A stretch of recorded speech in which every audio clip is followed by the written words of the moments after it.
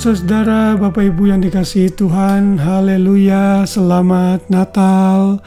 Kita bersyukur hari ini kita bisa merayakan Natal di beberapa gereja. Ada kebaktian, namun di gereja yang saya layani biasanya tanggal 25 banyak jemaat yang bepergian holiday keluar kota, sehingga kami merayakan Natal di awal-awal bulan Desember. Saya berharap sukacita Natal memenuhi hati kita dan kita mengerti bukan hanya perayaan Natal sebagai sebuah perayaan saja, tapi ada makna yang luar biasa di dalam kelahiran Kristus bagi kita semua. Saudara, hari ini dalam perayaan Natal 25 Desember hari Rabu, hari libur tentunya di seluruh muka bumi ini, setelah kita mungkin banyak melakukan aktivitas, beristirahat, dan mungkin mengunjungi teman, family, dan sebagainya, kita diberikan kesempatan oleh Tuhan kembali untuk membaringkan diri kalau saudara sudah malam di Australia. Tapi bagi saudara yang ada di Indonesia dan di belahan bumi lain mungkin masih siang, saya tetap juga menyapa saudara semua. Dan kita masih belajar lagi beberapa hari ke depan mengenai makna kelahiran Kristus, juga mempersiapkan hati kita dalam menyambut tahun yang baru. Dan kita akan belajar mengenai Natal dan cara kelahiran Kristus. Kita membaca dalam Matius 1 ayat 18. Kelahiran Yesus Kristus adalah seperti berikut. Pada waktu Maria ibunya bertunangan dengan Yusuf, ternyata ia mengandung dari Roh Kudus sebelum mereka hidup sebagai suami istri. Ini adalah catatan dari kitab Matius yang menyatakan bahwa Yesus lahir tidak seperti manusia biasa. Saudara, Tuhan itu bisa melakukan apa saja. Kalau Tuhan menghendaki Yesus lahir sebagai manusia langsung misalnya, seperti ia menciptakan Adam, Tuhan bisa saja. Tapi Tuhan dalam kelahiran Yesus memilih dengan menggunakan rahim dari Maria. Namun benih yang Maria terima itu bukan dari benih Yusuf, tapi benih dari Roh Kudus. Artinya Yesus tidak dicemari oleh dosa. Karena kalau Yesus lahir dari benih Yusuf, berarti ada benih dosa, ada genetik dosa di dalam pribadi Yesus. Tapi Tuhan menyatakan dalam firman-Nya bahwa Maria itu dikandung oleh Roh Kudus. Artinya benihnya dari Tuhan sendiri. Bagaimana proses ini bisa terjadi? Ini sulit dijelaskan oleh akal, karena Tuhan bisa melakukan segala sesuatu dalam kemahakuasaannya, termasuk dalam hal ini.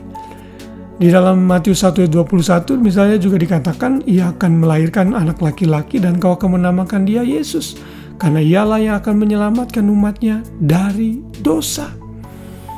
Jadi Yesus harus lahir membawa tugas menyelamatkan manusia dari dosa, dan benih itu harus dari Tuhan sendiri.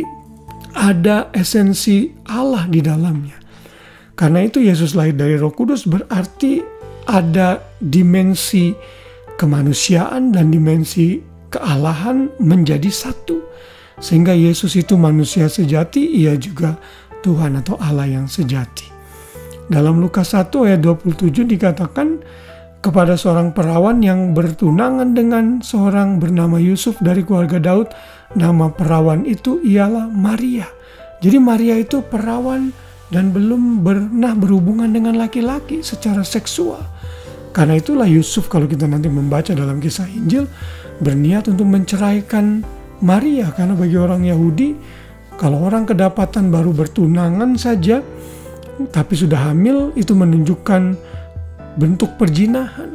Karena itu Yusuf tidak mau itu terjadi, karena dia belum bersetubuh dengan Maria. Namun malaikat datang kepada Yusuf dan mengingatkan jangan menceraikan Maria, karena apa yang ada dalam kandungan Maria itu adalah dari Roh Kudus, yaitu bayi Yesus. Saudara, cara kelahiran inilah yang Tuhan pilih untuk menebus dan menggenapi rencana Tuhan dalam penebusannya bagi manusia berdosa. untuk menggambarkan dimensi Allah dan dimensi manusia yang menjadi satu dalam pribadi Yesus. Karena itu, the virgin birth, kelahiran Yesus dalam perawan Maria adalah doktrin yang dipegang teguh dan harus kita percayai. Dan tentunya Maria setelah itu berhubungan intim dengan Yusuf sebagaimana layaknya suami istri dan melahirkan anak-anak yang lain. Karena itu di dalam Alkitab Perjanjian Baru dicatat Yesus memiliki saudara tiri. Salah satunya adalah Yudas dan juga Yakobus. Dan juga mungkin ada saudara wanita yang lain. Nah saudara, Yesus dalam kelahirannya sangat unik. Beda dengan manusia di dunia ini. Itu karena Bapa dengan kemahakuasaan dan providensinya mengendaki benih ilahi ada dalam Kristus, sehingga Yesus bisa menjadi Allah yang menyelamatkan manusia. Unsur kemanusiaannya menyebabkan dia mati, tapi unsur ketuhanannya menyebabkan dia tidak dosa, tidak bisa berdosa. Bahkan tidak ada benih dosa pun di dalam dirinya. Inilah makna Natal lagi yang kita bisa belajar.